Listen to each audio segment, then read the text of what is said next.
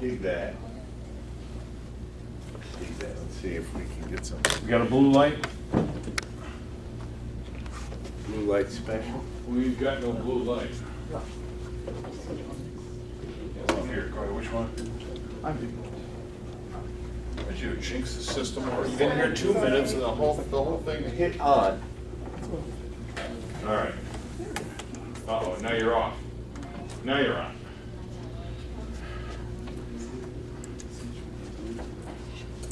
Thank you.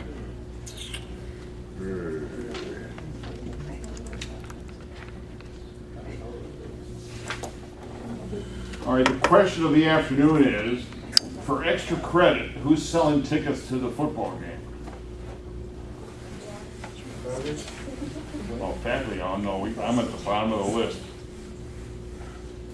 Anyway, I understand there's high demand for the football game tickets. That's the economics 101. Some of you folks may make some cash.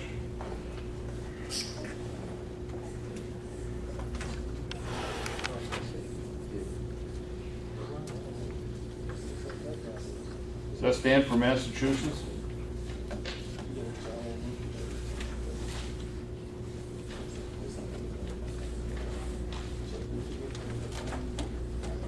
Okay, UCLA. the dude is filming this.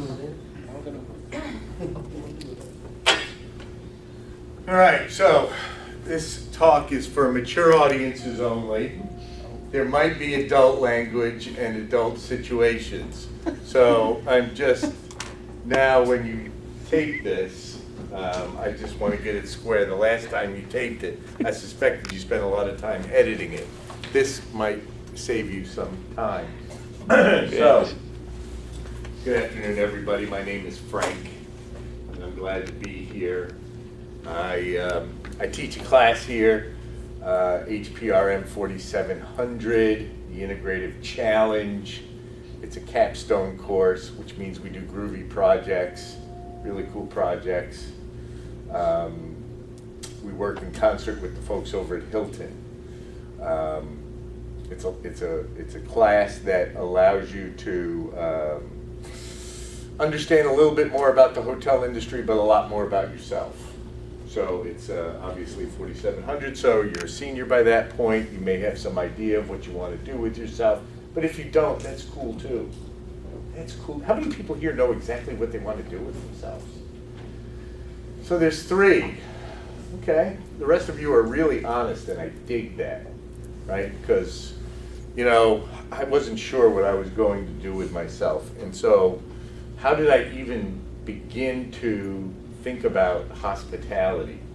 So it wasn't like I woke up one day and said, you know, hospitality is an industry I want to get involved with. You know, it wasn't even really that big of an industry. So I'm a little bit older. I grew up in the 60s and the 70s. So, you know, I kind of fell into this. So when I was in high school, I was an athlete. I was a baseball player, right? I grew up in New York. I grew up in Brooklyn. And that's what I was going to do. I was going to play baseball. I was all state. I had been recruited. You know, all the things you hear. I've had visits to universities and scouts and all that stuff. So that's what I was going to do. That was my plan. And so in my senior year, I hurt my shoulder. And today they do surgeries. You maybe have heard of like Tommy John surgery, or they go in and they take pieces of muscle and they put it over here. And well, in 1977, they weren't doing that. It was very experimental. So unless you were an absolute lock, I mean like a 5-star prospect, you know, that was not something that, you know, I was going to go to mom and dad and say, hey, you know what? Let's spend 25 grand on my shoulder and do this. So now I have no idea of what I'm going to do. And so how many people took an aptitude test in like 8th grade that said, hey, you may be well suited for this particular industry? Yeah, you may remember that, right? So I took one of those. And hotel motel management was in like the top 3. And, you know, I like hotels. I always had a good time when I went to a hotel, typically on vacation or visiting somebody. And I didn't think there would be a whole lot of math or science involved in that as a course of study. And so I went looking for schools that had hotel management as a major, or something that I could study. Well, you know, there's you know, Cornell was there was University of Michigan, and then you had to go really out west. There was Johnson and Wales, but you know, I was going to play baseball. I was a solid C student, you know, like a 2.7, you know, a good hard 2.7, you know. So I didn't really have the grades to get into the Cornell, the Johnson and Wales, and I didn't have, you know, like a extracurricular resume, you know, to maybe talk my way in or activity my way in. So I found Niagara University in Niagara Falls, New York, had a hotel management program, and so that's where I landed, in Niagara Falls, New York, which was a cool spot. You could sit anywhere you like. We'd love to have you. Make yourself comfortable. So that's where I landed. And it wasn't as involved a program as, and I don't think any of the programs back then were as involved as the program is here or at some of the other universities that offer this as a major. So the actual school was called the Institute of Transportation, Travel, and Tourism, or they shortened it up to TTT. And so the students in TTT, we called it Thinking Tiny Thoughts, Toys, Trucks, and Trains. And we had classes like front office management, but there were no computers. So it was all role play. Yes, we used to role play, checking other students in to a front desk across a desk. We had convention sales management, where our final exam was we picked the name of a city out of a hat, and then we had to sell the rest of the class on bringing their group to our city. And so I got Milwaukee, and so my sister was going to Marquette, which is in Milwaukee. So I had her send me a whole bunch of flyers from the breweries that were in Milwaukee, from the brewery tour, and I bought a case of Old Milwaukee beer, and I gave that to the class, and I got an A. I got an A. So it wasn't a real academic situation at the time. We did have to take statistics. Statistics was my Achilles heel then. But I can tell you that statistics, of all the classes I took, was probably the class I used the most much later in my career. So, at the end of my freshman year, we had this really cool teacher. His name was Terry Kane. And Terry was the general manager of the Niagara Hilton. And he taught one of my night classes. And, you know, and I don't want to say I was a smart ass in class, but, you know, he said, Frank, he said, have you worked in a hotel yet? And I said, no. He said, so you're putting all your eggs in this hospitality hotel management basket, and you've never worked in a hotel. I said, that's right, Mr. Kane, I never have, and you're right. He said, well, you know, if I was going to give you one piece of advice, that would be to go work in a hotel this summer. So I went back home, And I got a job working in a hotel. And I worked at, I'll go back to that. So I got a job working at a hotel called the Mayflower Hotel, and it's not up here. But the Mayflower's in Manhattan, and it sits on Central Park South, right at Columbus Circle, right? And I didn't know anything about this hotel, but it just so happened that it was one of these magic Manhattan hotels that celebrities, New York type celebrities, not Hollywood A-listers, but New Yorkers stayed at. Like Robert De Niro was living there, Sandra Bernhardt, Roberto Duran, for you boxing fans, was living there. Jerry Lewis was staying there because they were filming a movie called The King of Comedy that Martin Scorsese, who was living there, was staying. So, Amy Irving was a new actress on the scene. She was performing in Amadeus, which was on Broadway. And so I'm this 18-year-old kid,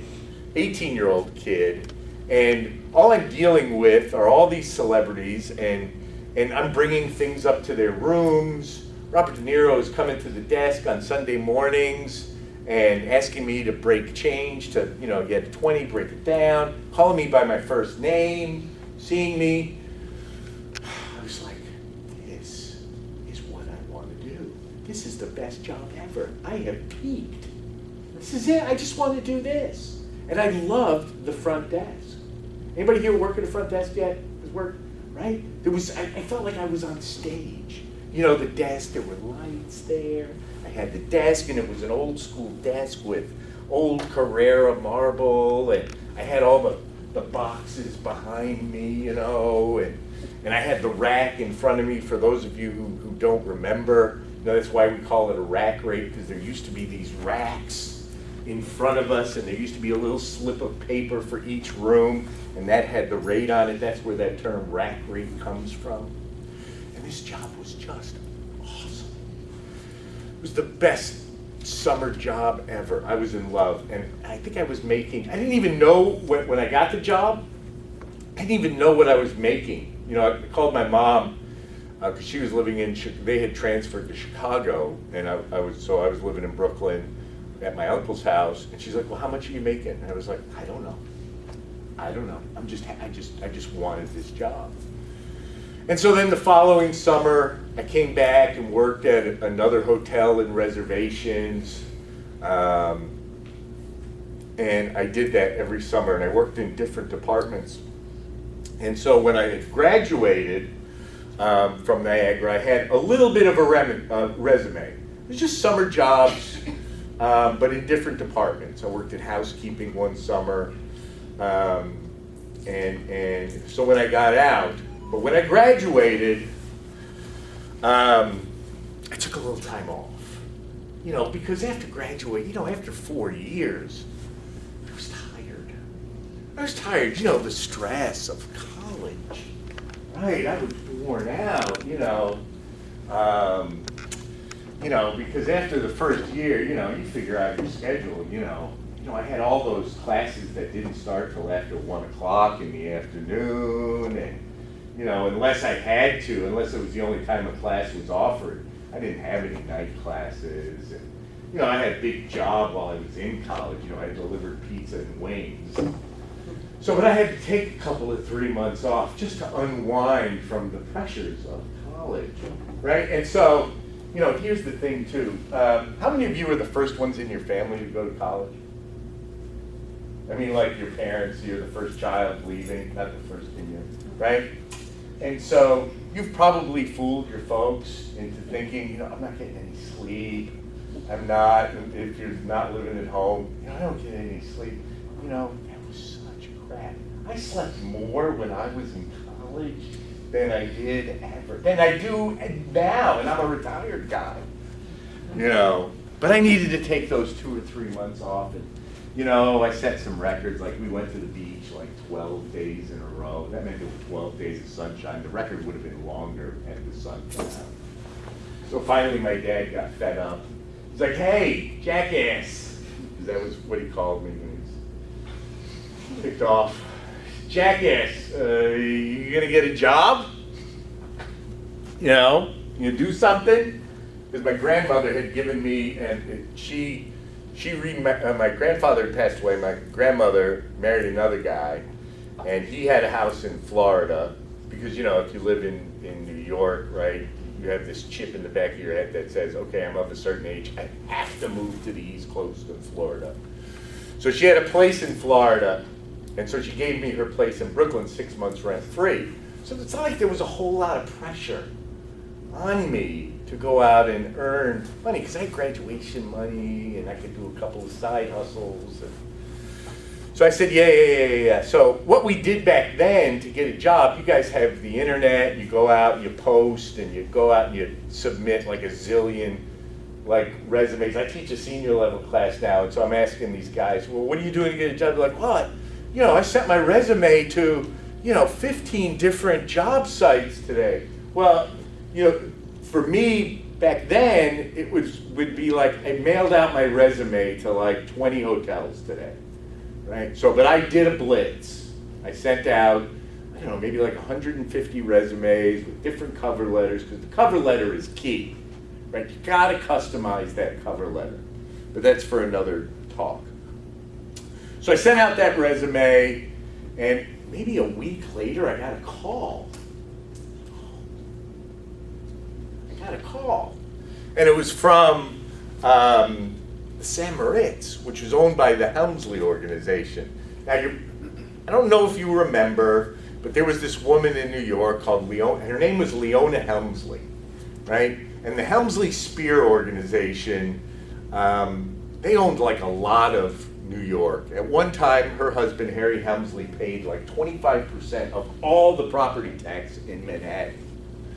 And he needed to do something with his wife, and so he bought all these hotels in New York, and they bought a chain that was in the Midwest called Harley Hotels. I think they still may be around.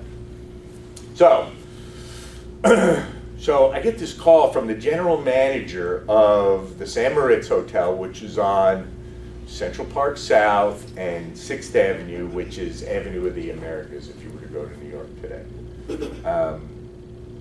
And they're looking for a sales manager. A sales manager? I've never done sales. And, but I can tell you this, I do interview well. I can interview well, right? And so I sit down with the GM and we have a talk, and I talk about myself. I may not be much, but I'm all I think about. So I can interview well. And I get this job.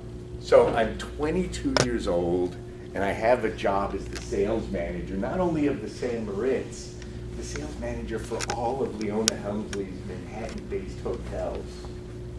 I have an office looking out over Central Park that I share with this chain-smoking Chinese guy named Mickey Shang, right? And Mickey must have been, I don't know, I'm going to say late 40s, right? And Mickey had been in the business forever. He was like my Mr. Miyagi of hotel sales. Every time I would do something, he would stop me and say, okay, kid, you're doing this wrong. This is the way you got to do it. And at first I was like, what are you talking about? What do you know? Mickey went for about 4'10" and weighed, if he weighed $120, he weighed 5 pounds. Right? And he drank scotch like it was going out of style. But we shared this office, and he mostly handled group sales and tour and travel, and I handled this individual corporate market stuff. And so I learned a ton, just a ton, in the 2 years that I worked in that office with him. And there was no sales training. Today, right, there's all sorts of sales training. You get a job, and they move you into a sales position at a hotel. There's online training. They send you to sales workshops, and you go to, sales training at the corporate offices. You learn about the 4 steps of a sales call. You're building rapport, and the questioning and qualifying and presenting and then, closing strategies and tactics. So this was my sales training.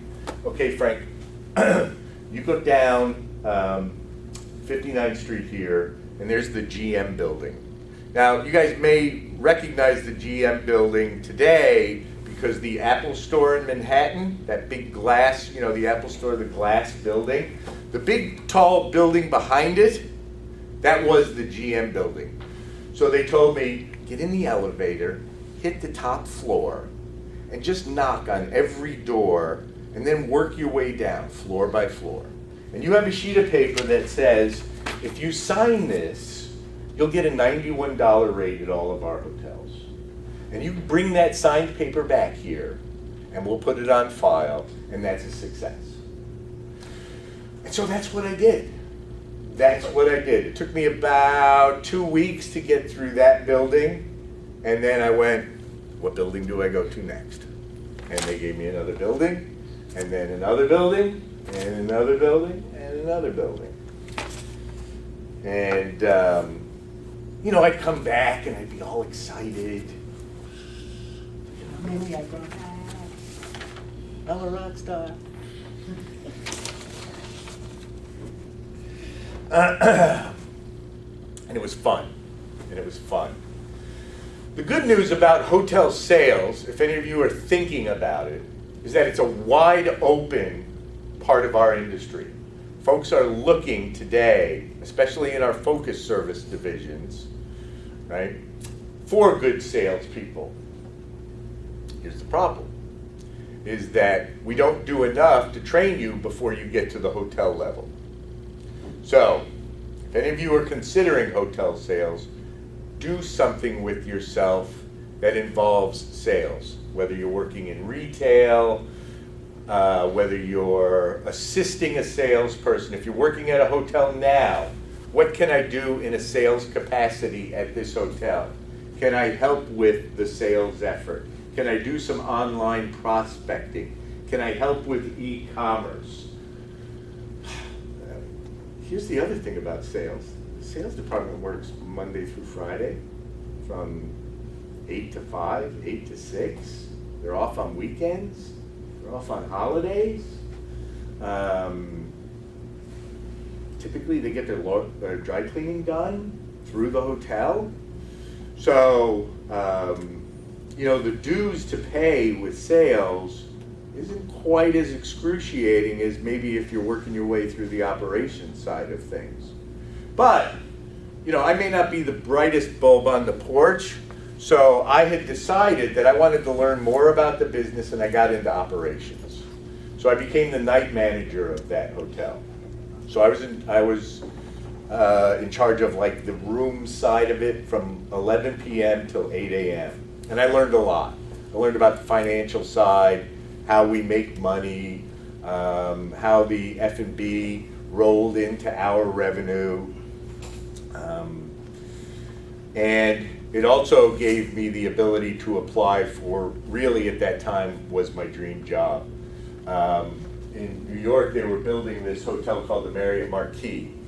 And I got an opportunity to interview for a job to be the night manager of that hotel. So at the time, the Marriott Marquis was probably, if not, one of the most exciting hotel projects going on the planet. Marriott decided that they were going to help gentrify Times Square. So there's a new program on HBO called The Deuce. I don't know if anybody's seen it yet, but it gives you a pretty accurate portrayal of what Times Square used to be like, right? So Times Square used to be, up until, the late 80s, early 90s, used to be like Sodom and Gomorrah. I mean, it was just nasty. It was dirty, it was filthy, it was filled with, con artists and every sort of perverted type of business you could imagine. Not anybody who's been to Times Square in the last 3 years, 5 years. All right, so Times Square is pretty groovy, touristy kind of place. No traffic, lights. You got Disney characters walking around. The Marriott Marquis was the first hotel to try to change the way things were done there. And so I got to be a part of that opening team. And it's a cool hotel. So if you've seen it, you see it every New Year's Eve. Like if you watch New Year's Rockin' Eve, they typically broadcast from right in front of it. It's got a couple of rotating bars and restaurants, and so I've got some great stories from the opening of that hotel. I'll tell you one right now. So the only flaw with that hotel, it's got 1,300 rooms, but they only built a garage that can accommodate about 300 cars, right? They just couldn't go down any further than that without getting into the subway line. New York is a big rock. Manhattan's a big rock. Pick up the phone. Pick up the phone. So, hey, phone call for you. So, hey, pick up the. Sorry about that. So, we only had 300 parking spots. So, if a car was there longer than a week with no activity, we would red flag it, and then we would tow it out. So I get a call from my garage manager saying, Frank, we got one flagged. We need to tow it out. This was late at night. And I said, fine, I'll be down in a minute to meet the tow truck guy. And we had to call the police, right? Because we were impounding it. So I get down there, and I'm signing the paperwork. And the police go, okay, let's pop the trunk. So we popped the trunk. And in the trunk were 5 or 6 garbage bags filled with cash. Pick up the phone. Pick up mean, the phone. Hey, cash. phone call for you. Hey, pick up the Cash. phone. Frank, pick up the phone. Cash. Garbage bags filled with cash. Not neat new ones, like dirty cash that had been 20s, 100s, 10s. Garbage bags full. They take the car away. I look at my garage manager.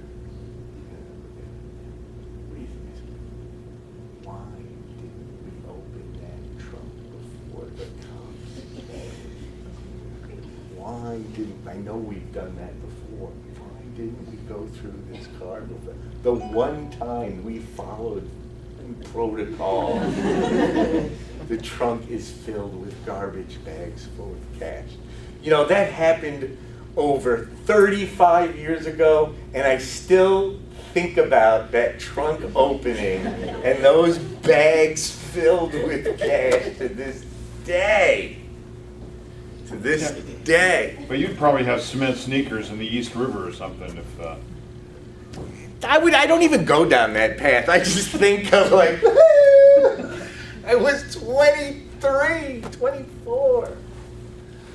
So I'm gonna speed through. So I worked at that hotel for 2 years. Then if you were still alive after 2 years, because the pace was furious, and you were still alive, you were still thriving, you had good color in your face, they typically moved you on to another project.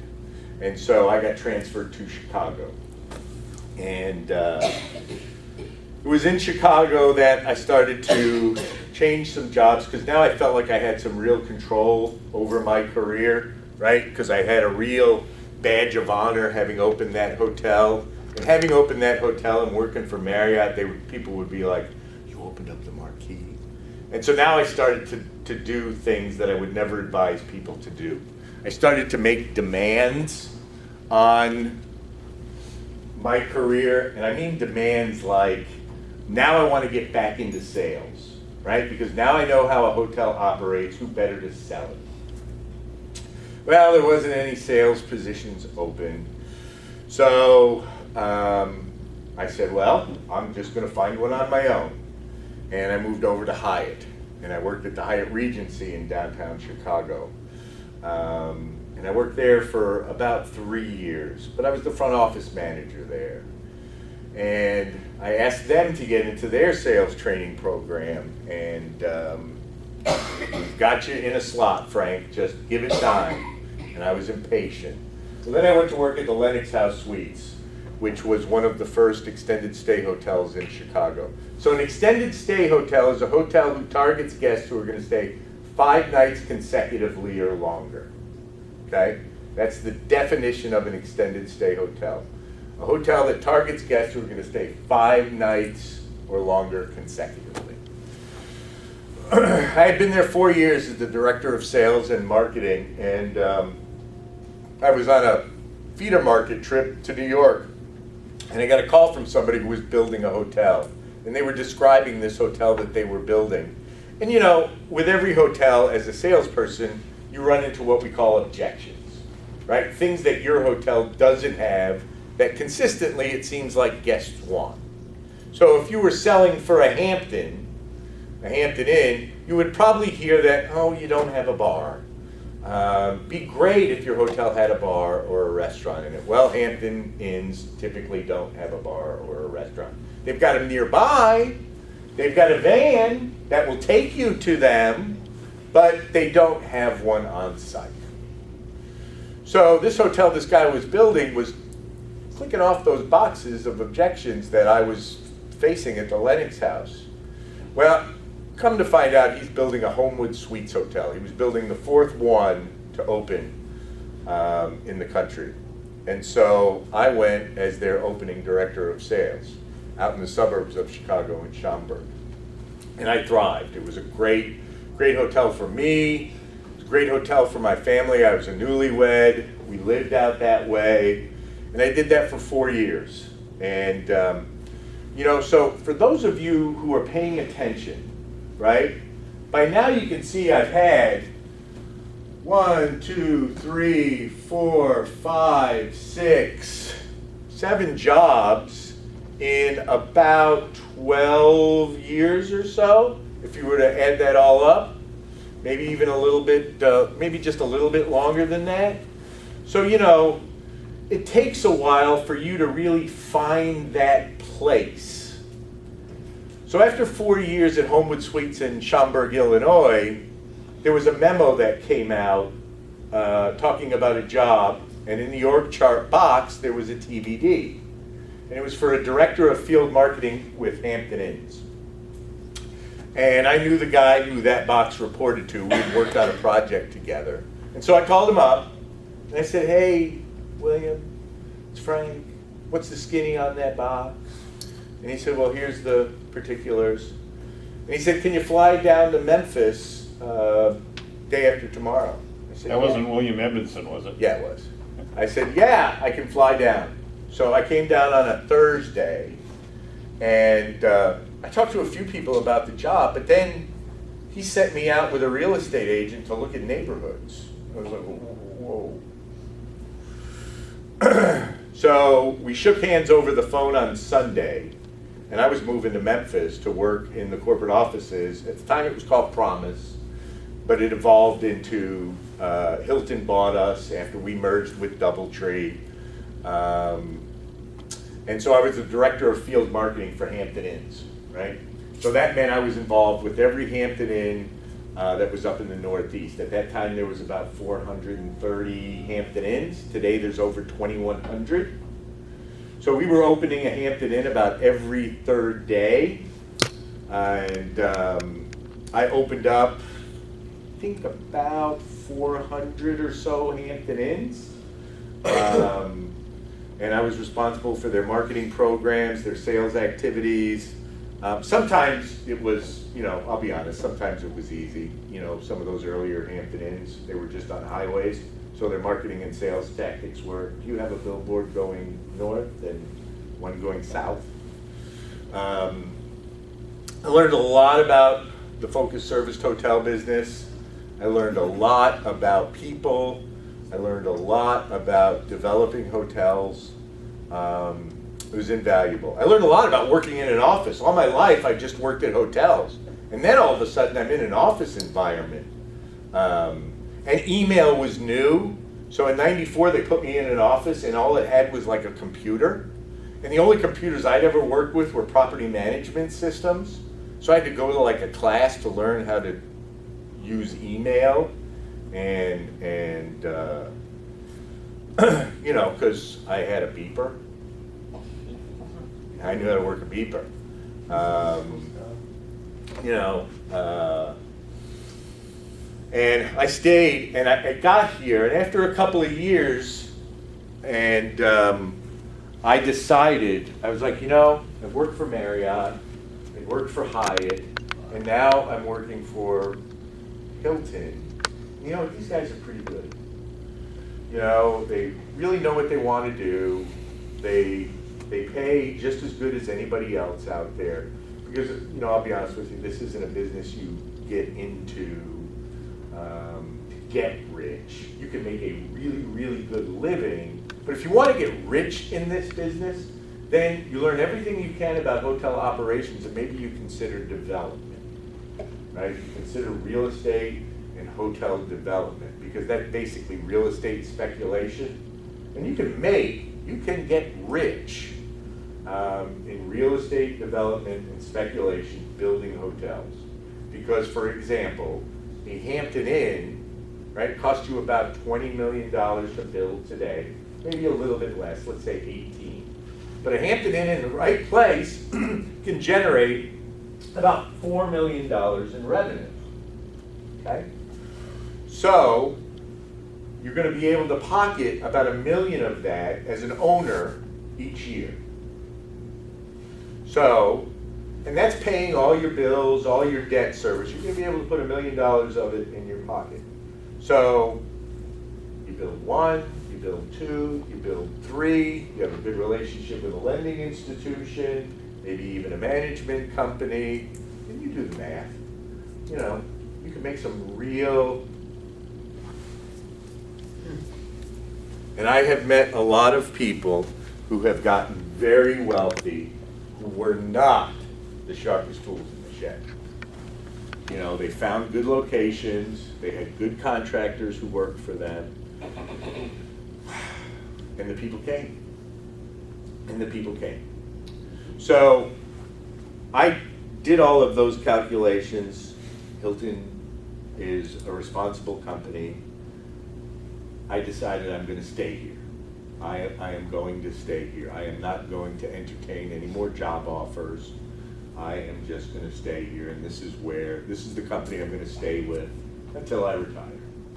You know, and at some point in your careers, you will be faced with maybe making that decision, right? And it's a very conscious decision, because all throughout your career, you're going to see the other side of the fence where the grass may appear greener.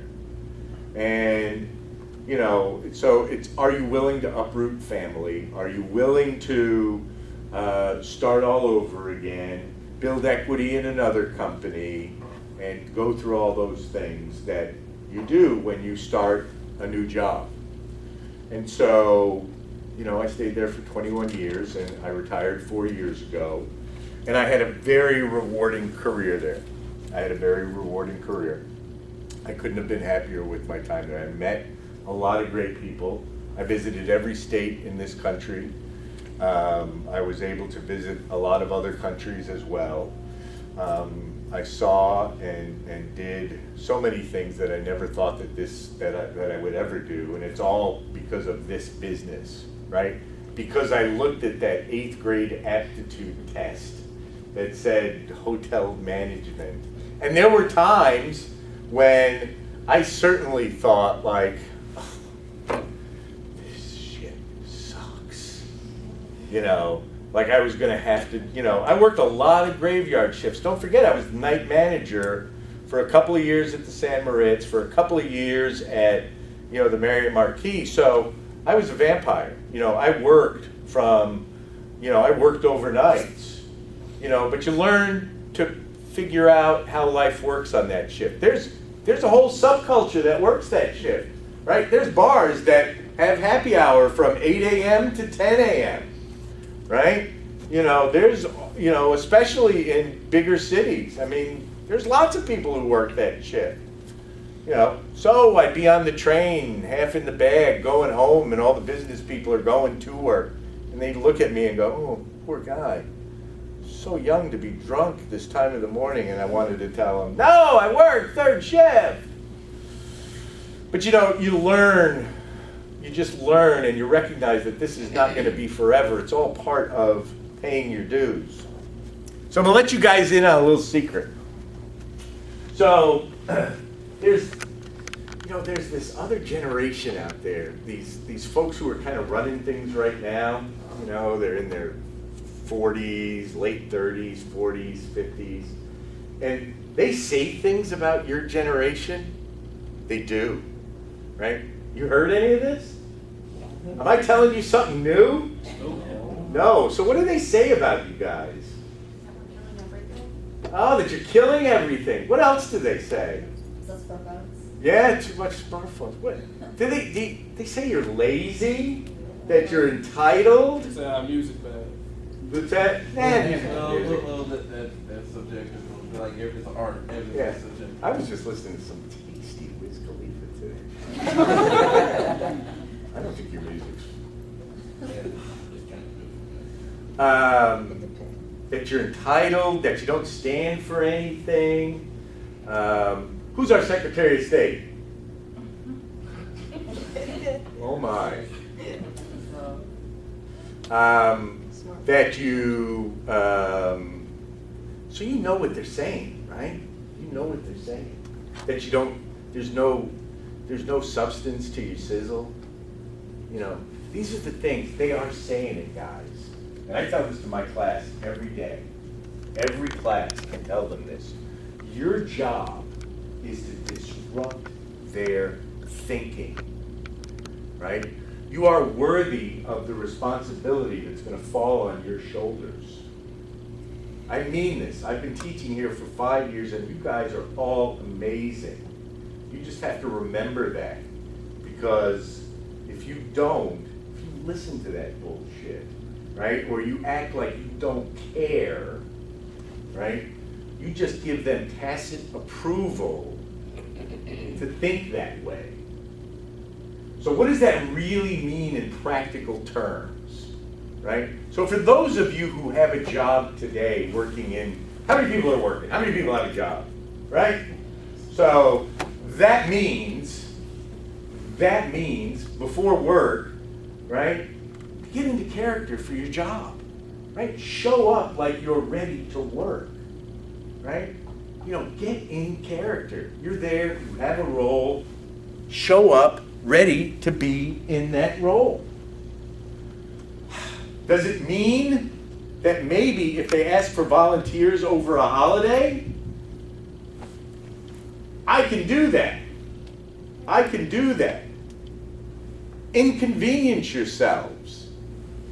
Show that you're part of an organization. Don't be somebody who questions everything. There is a game, right? You've heard it. It's a game sometimes, and you got to play the game. If you want to constantly change the rules, have fun, right? Look, I'm all about non-conforming and trying to change the status quo. Do you think they'd let me walk into the offices of Hilton and work this way with an earring and with my hair and wearing these outrageous outfits that I do every time I come here?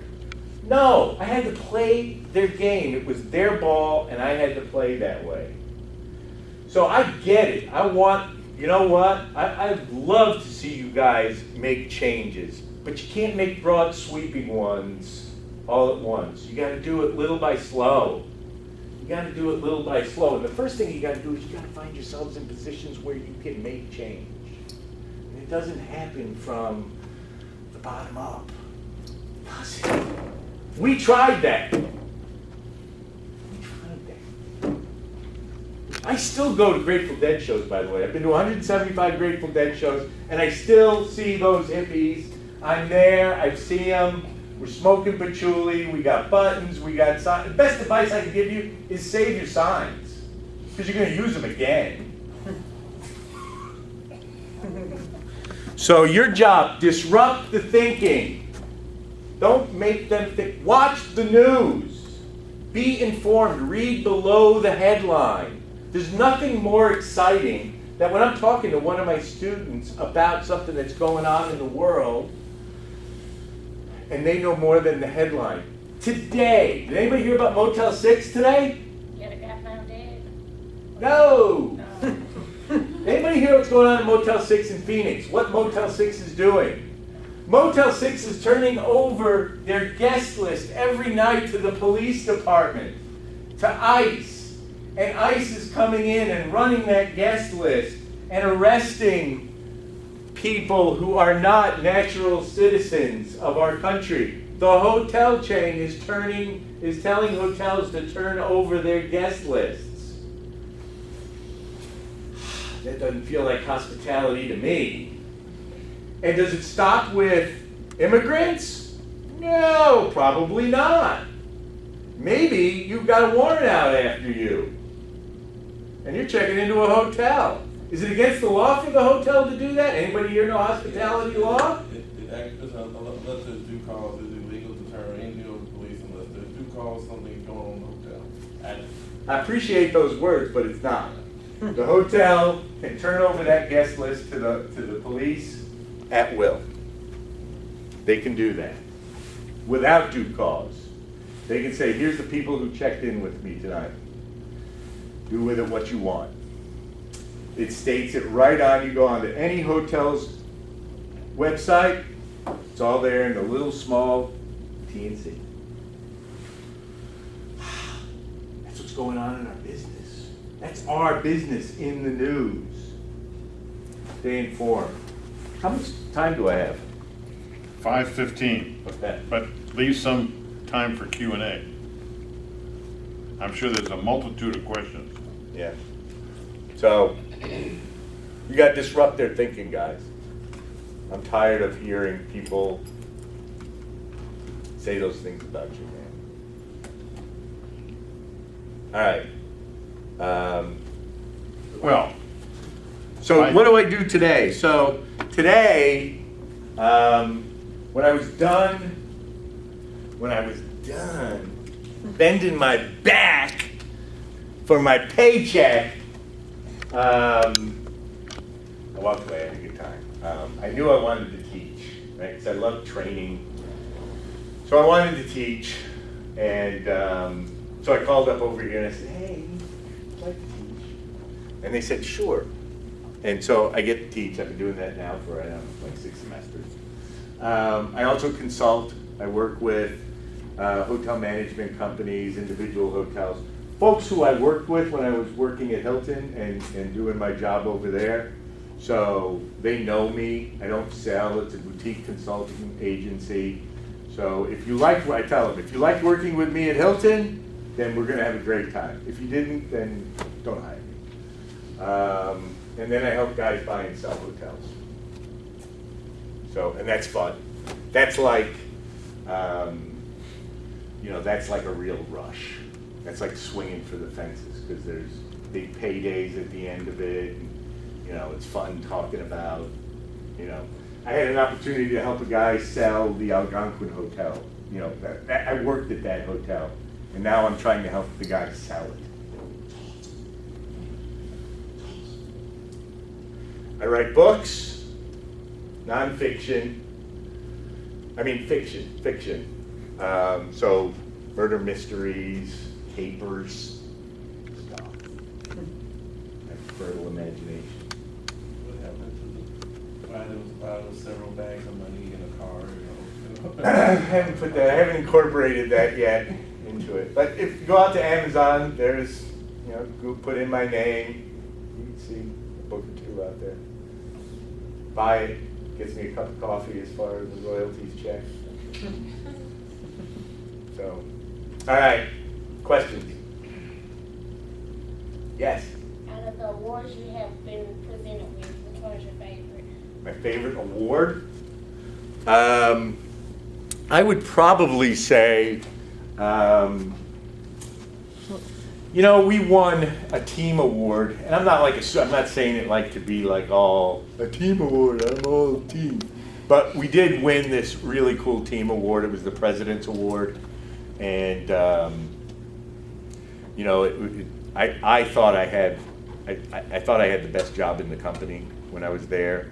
So I had these 9 directors who worked underneath me, and I used to call them the League of America. Because they were all superheroes with all different special superpowers. And so we really kind of changed the way we consulted with hotels. instead of us just showing up with a stack of reports and saying to the hotels, hey, look at these reports, this is what ails you, here's your action plan, and call me in 60 days when you've completed it. We kind of turned that upside down, and we consulted with them leading the discussion. And we would look at them and say, hey, if you could change anything about your hotel, what would that be?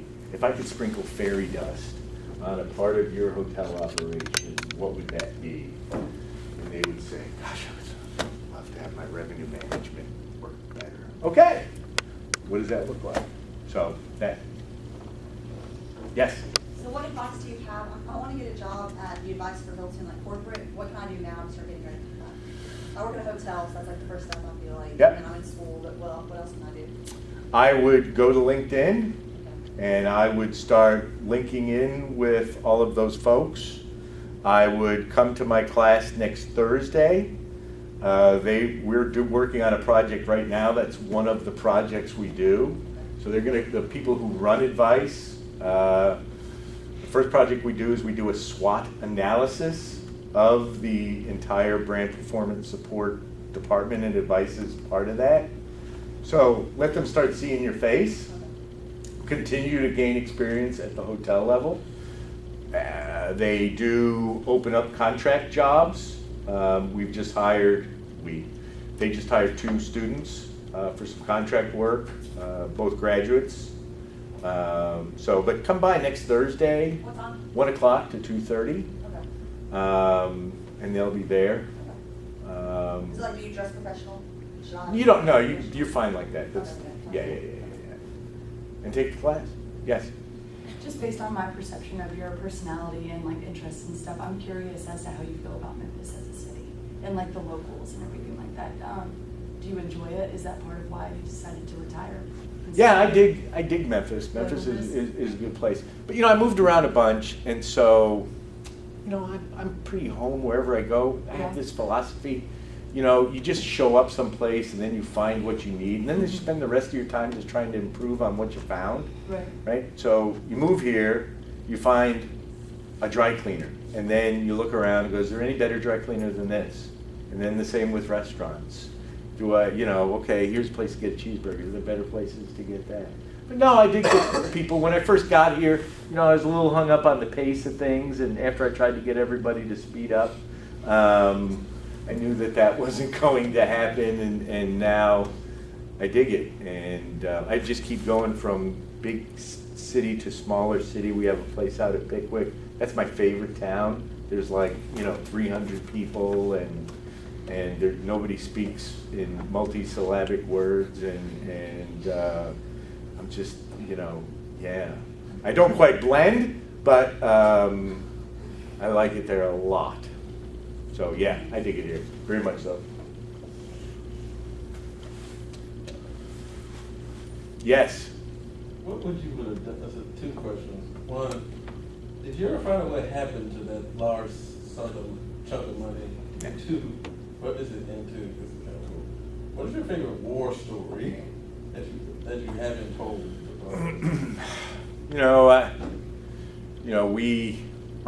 This probably isn't a war story, but a revolving restaurant or a revolving bar, basically what it is, it's a big slab that sits on, think of a vinyl, think of an album, right?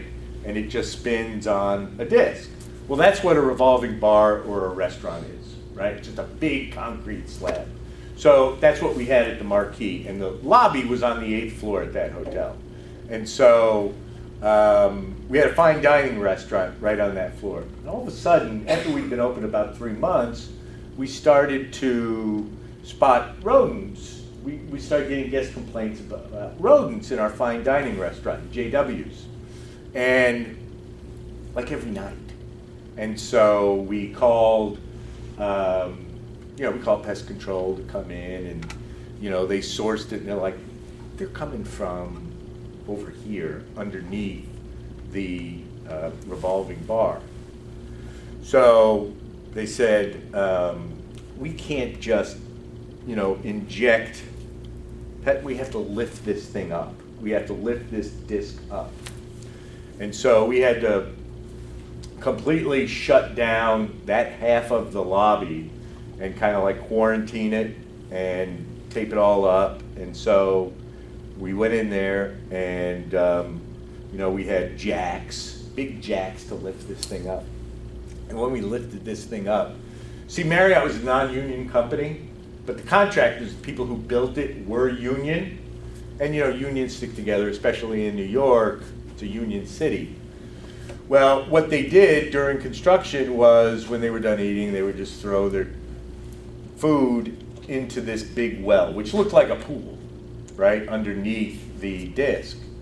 And so underneath this disc, when they lifted up, was a rat population of, if I say 100,000, that's exactly what it looked like, just crawling over one another. And so first thing we had to do was kill them, right? But then you got to remove them, right? You got to remove all that. And I mean, I didn't have to, but you had to deal with that and not tell anybody that you're dealing with all that. Not even employees. And you're how many stories up? On the 8th floor. And Could use them for the suit. so, you know, and we had to do that between, you know, 11 p.m. because we had a Broadway theater in there, and the Broadway theater got out at 10:15, right? And we had this rush of people. Pick up the phone. Oh, Pick up the shush. phone. Hey, phone call for you. You know, we had Hey, this pick up the phone. we had this Frank, rush of people, and so for 2 nights, that's all people did was just scoop. We put lye on them and scoop out dead rat carcasses. Yeah, too bad we couldn't use them for the suit for today, right? We had a jumper. We didn't have a protocol in for, it was a 48 indoor atrium. And we had a jumper. We didn't plan for it. We didn't think, you know, we just didn't think of it. And we didn't have body bags, anything like that. So all I knew to do was to put sheets on top of it and a wet floor sign. That we had protocol after that, but sometimes you just forget the obvious. Of course you're gonna have a jumper inside a 48-story atrium. But Marriott didn't have a hotel like that. Manhattan didn't have a hotel like that. Anything else for Frank? Questions, observations? Well, let's hear it for him. Thank you, guys. We're, You're awesome. Be awesome. What do you